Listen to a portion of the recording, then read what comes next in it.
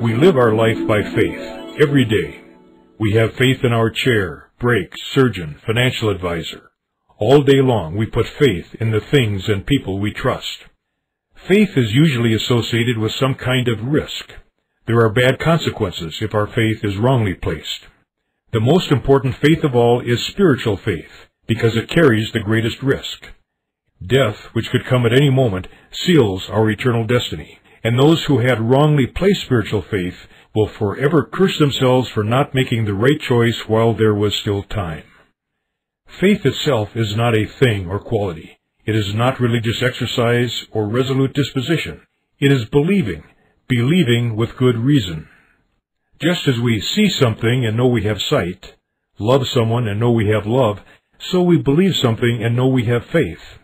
Sight, love, and faith come naturally, without striving, as a consequence of information and experience. Faith is not a virtue. There's nothing either good or bad about believing or not believing something. Faith comes from evidence, which is a rational matter, not a moral one. Faith is nothing apart from its object. What's good or bad is not the faith, but who or what we have faith in. An intelligent person should believe something because of the weight of evidence for it, not merely because he feels like believing it, or because it is convenient to believe it, or because others tell him to believe it. Everyone, even if he doesn't believe in God, attempts to make sense of the reality around him. If he doesn't attribute the world's existence to God, he forms an alternative naturalistic explanation for the world, and has faith in that explanation. An atheist is one who believes he has positive evidence that there is no God. He explains all of existence in natural rather than supernatural terms. He sees nothing in the universe except blind and unconscious force. Believers and atheists both understand that something in the future is not a fact until it actually happens. Until then, both agree it is belief, faith, based on study of best evidence available. An agnostic doesn't believe anything about God, saying that there is not enough evidence to believe either way. Sometimes this is just a cop-out for not wanting to think about it. The dominant form of agnosticism today is secular humanism, a philosophy which interprets the being of man solely within the human sciences, and makes man himself the subject, source, and primary object of values.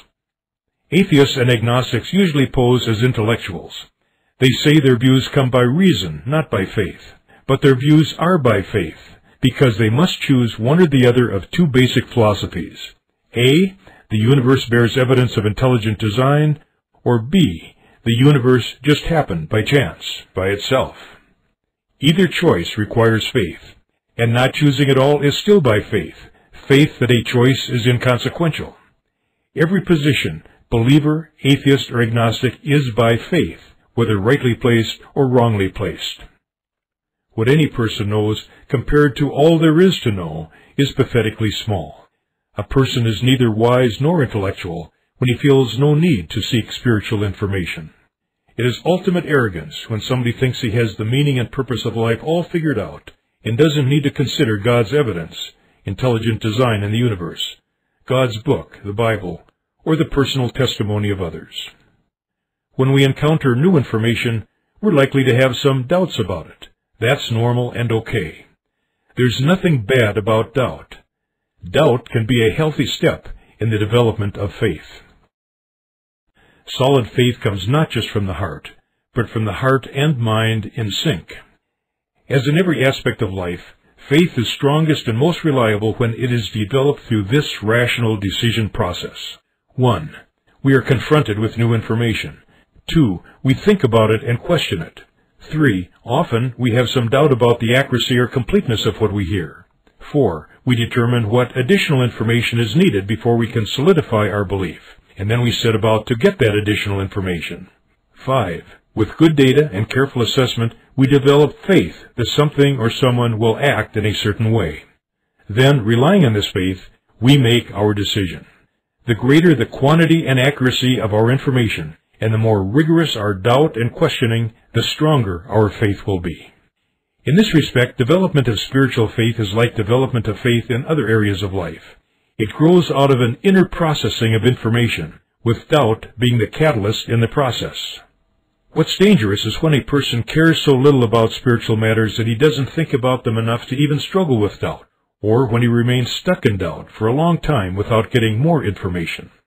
A wise person will be willing to alter what he has been taught to believe, or what he is expected to believe, if the evidence of his own search leads to new and more accurate understanding. Sincerity is not enough, because sincerity is attitude, not fact. We can be sincerely wrong. We need to be right in our belief, not just sincere about it.